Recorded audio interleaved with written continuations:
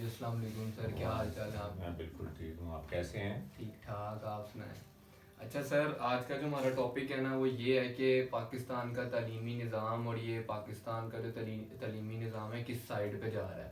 جیسے کہ تعلیمی نظام میں ایک تو فرق بہت زیادہ آ گیا ہے، لاہور کا تعلیمی نظام فرق ہے، گاؤں کا فرق ہے، اور جو درمیان میں شہر ان کا فرق ہے۔ آپ کا اس بارے میں کیا کہنا ہے؟ میرا خیال ہے آپ کا ایک سوال اچھا ہے اور اس سوال پر توجہ دینے کی ضرورت ہے۔ بنیادی طور پہ تعلیم ایک قوم کی نوجوان نسل کی سوچ کو، ان کے مستقبل کو ترتیب دیتی ہے۔ کوئی بھی قوم جو ترقی کرتی ہے، اگر آپ غور کریں تو اس کے پیچھے اس قوم کی تعلیمی نظام کی بنیاد ہوتی ہے۔ وہ جو تعلیمی سسٹم ہے وہ ایک فیکٹری کی طرح کام کرتا ہے جو کسی قوم کو اعلیٰ یا کمتر قسم کی انسانی وسائل فراہم کرتا ہے۔ اب مسئلہ پاکستان میں یہ ہے کہ پاکستان میں جو تعلیمی نظام ہے اس کو اس قسم کی توجہ نہیں دی جاتی جس قسم کی توجہ دینے کی ضرورت ہے۔ اور اس کی سب سے بڑی وجہ یہ ہے کہ پاکستان میں تعلیمی نظام کو کاروبار اور منافع بخش بزنس بنا لیا گیا ہے، اور بزنس بنانے کی وجہ سے ظاہر ہے جس کے پاس زیادہ پیسے ہوتے ہیں وہ زیادہ اعلیٰ کوالٹی کی چیز حاصل کرتا ہے، اور جس کے پاس پیسے نہیں ہوتے وہ بیچارہ اس سے محروم رہ جاتا ہے۔ حالانکہ پاکستانی آئین میں یہ موجود ہے کہ تعلیم حاصل کرنا ایک ہر پاکستانی کا فرض ہے، مگر اگر ایک ہم لوگ جو بنیادی حق ہوتا ہے اس کو انشور کرنے کے لیے ضروری ہوتا ہے کہ وہ سارے لوازمات پورے کریں جس کی بنیاد پر ایک شخص اپنا حق کو حاصل کر سکتا ہے۔ میں آپ کو مزید مثال دیتا ہوں۔ فرض کریں ہم کہتے ہیں کہ تمام پاکستانی بچوں کو بنیادی تعلیم کا حق ہے، مگر ایک گاؤں میں سکول ہی نہیں ہے تو وہ بچے اس تعلیمی نظام سے محروم رہ جاتے ہیں۔ ہم اس کے حق کو یقینی نہیں بنا رہے۔ اگر وہاں پر سکول ہے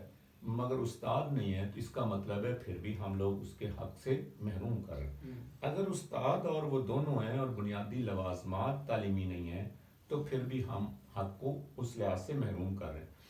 تو اس بات کو سمجھنے کی ضرورت ہے کہ جب ہم کہہ دیتے ہیں کہ ہر شخص کو پاکستان میں بنیادی تعلیم کا حق حاصل ہے تو اس کا مطلب ہے ہمیں اس حق حاصل کرنے کے لیے ان شہریوں کی مدد کرنا پڑتی ہے اور ان کو تمام مواقع فراہم کرنا پڑتے ہیں جن میں وہ اپنے اس تعلیمی حق کو حاصل کر سکیں۔ آپ کا جو سوال تھا وہ یہ تھا کہ پاکستان میں جو شہری بڑے شہر ہیں اور چھوٹے شہر ہیں ان میں مختلف قسم کا تعلیمی نظام ہے۔ اگر آپ غور کریں تو اس کی بھی سب سے بڑی وجہ یہی مالی مسائل ہیں کہ بڑے شہروں میں لوگوں کے پاس کیش ہوتا ہے،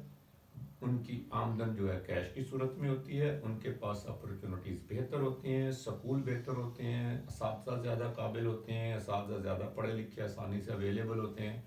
اسی لیے اس کی تعلیم چھوٹے دیہاتوں سے مختلف ہوتی ہے کیونکہ وہاں پر اساتذہ کے پاس نہ تو اتنی تعلیم ہوتی ہے، اگر تعلیم ہوتی ہے تو اس قسم کے ان کے فونکس نہیں ہوتے، اس قسم کی ان کی ساؤنڈز نہیں ہوتی، اس قسم کی ان کی سکل اور مہارت نہیں ہوتی۔ تو ایک لحاظ سے اگر ہم غور کریں تو اس کا الٹیمیٹلی نقصان یہ ہے کہ اس وقت پاکستان میں جو نرچرنگ ہے نوجوان نسل کی وہی نہیں ہے۔ ساری نوجوان نسل تقریباً گمراہ ہو چکی ہے۔ جیسے کسی نے کہا تھا کہ اگر ہم اپنی نوجوان نسل کو اپنا روزگار کمانے کی تربیت نہیں دیتے تو اس کا مطلب ہے ہم نے اپنی قوم کو اور نوجوان نسل کو فقیر بنا دیا۔ دوسرا مسئلہ یہ ہے کہ جب ہم تعلیم کو لوگوں کے کاروبار سے جوڑ دیتے ہیں لیکن آگے جو کاروبار ہوتا ہے یا روزگار ہوتا ہے اس کے مواقع نہیں ہوتے، تو ایک لحاظ سے بغیر کسی منصوبہ بندی کے پاکستان میں نوجوان نسل کو تعلیم کی طرف دھکیلا جا رہا ہے، اور اس میں کسی حد تک ایک خیالی قسم کا پراسپیرٹی یا خوشحالی کا ذکر ہے جس کا ہم ذکر نہیں کرتے، مگر کسی نہ کسی لحاظ سے اس کو جوڑ دیا جاتا ہے نوجوان نسل کی خوشحالی کے ساتھ۔ مثال کے طور پہ بچہ ڈاکٹر بنے گا بہت دولت کمائے گا، بچہ انجینئر بنے گا بہت دولت کمائے گا، بچہ جب یونیورسٹی سے حاصل ہوگا تو اس کو ایک اچھی نوکری مل جائے گی۔ تو ایک لحاظ سے تعلیم کا جو اصل مقصد ہے، جو سوچ ڈیولپ کرتا ہے، جو ملک سے محبت کرنے کی سوچ ہے، اپنے آپ پر فخر کرنے کی سوچ ہے، انسان جو اس کائنات کا اعلیٰ مرکز ہے اس کی بات ہے، وہ نکال دی گئی ہے، اور انسان کو انسان سے گھٹا کے ایک ایسی شے بنا رہی ہے یہ تعلیم، جس کی جو تولنے کی یا جس کی جو پیمائش ہے وہ اس مارکیٹ میں پیسے سے ہوتی ہے۔ مثال کے طور پہ اگر آپ دیکھیں بڑے سکول ہیں، برانڈ بن گئے، جیسے کپڑے کا برانڈ ہوتا ہے اسی طریقے سے سکول کے برانڈ بن گئے۔ اچھا، وہ برانڈ وہی ہے جس کی مارکیٹنگ زیادہ ہے، تو ایک لحاظ سے تعلیم کا جو تعین ہے اس کی کوالٹی سے نہیں ہو رہا مگر اس کی برانڈنگ سے ہو رہا ہے۔ تو یہ ہر لحاظ سے پاکستان میں جو تعلیم ہے اس کو ہم نے کاروبار سے جوڑ دیا ہے، اور یہ ایک تباہ کن تصور ہے، اور اس وجہ سے پاکستان میں جب لوگ تعلیم حاصل کرنے کے بعد عملی زندگی میں جاتے ہیں تو وہ ہر چیز کو اسی منافع سے جوڑ رہے ہوتے ہیں کہ آیا یہ نوکری میرے لیے منافع بخش ہے کہ نہیں، یہ کام میرے لیے منافع بخش ہے کہ نہیں۔ تو جو بھی وہ کام کرتا ہے یا جو بھی اس کی سوچ ہے وہ کاروباری سوچ ہو چکی ہے، اور یہ سرمایہ دارانہ نظام کی سب سے بدترین شکل ہے جو اس وقت تعلیمی نظام میں سرایت کر چکی ہے۔ اب جیسے صبح نیوز میں آ رہا تھا کہ اب جو میرا 2 منٹ کٹ کر لیں گے، ابھی نہیں چلتا رہنے دے۔ 21 ارب روپیہ جو پاکستانی او لیول پہ 1 لاکھ بچہ دیتا ہے وہ جو ہے انگلینڈ جا رہا ہے۔ اب جیسے نہیں کس طرح اسے موڈیفائی کروں گا، یہ پوچھوں نا کہ جس طرح تعلیمی نظام میں گیپ بہت زیادہ ہے، ایک تعلیمی نظام ہے بالکل گاؤں والا جس میں ابھی بھی وہ پرانے کیمبرج کہتے ہیں نا، کیمبرج سسٹم ہے، ایک مقامی سسٹم ہے، ان کو عام طور پہ کھوتی سکول بھی کہتے ہیں جو مقامی سکول ہیں، ٹینٹ ٹاٹ والے سکول ہیں، اور ایک سائڈ پہ جناب انگلش میڈیم سکول ہے۔ ٹھیک، اچھا چلو، اچھا سر جس طرح آپ نے بھی سارا ایکسپلین کیا معاملہ، ٹھیک ہے وہ سارے معاملہ تو ٹھیک ہے، لیکن جس طرح آج صبح نیوز میں آ رہا تھا کہ کیمبرج والے جو ہے 1 لاکھ اگر بچہ ایگزام دیتا ہے، جبکہ میرے خیال سے اس سے زیادہ بچے ایگزام دیتے ہیں کیمبرج کے، اور وہ جو ایک بچے کی فیس بنتی ہے وہ میرے خیال سے کہیں 1.5 سے 2 لاکھ روپے بنتی ہے، اگر ہم اسے ڈالر میں کنورٹ کریں تو دیکھا جائے تو یہ کافی زیادہ بڑی اماؤنٹ بن جاتی ہے اگر کیلکولیٹ کرے تو۔ اس طرح ہمارے معاشرے میں ایک طرح سے گیپ بہت زیادہ بن گیا، ایک تو بالکل امیر لوگ ہیں اور ایک بالکل ہی جسے کہتے ہیں نا ڈاؤن میں ہو گئے ہوئے ہیں، جو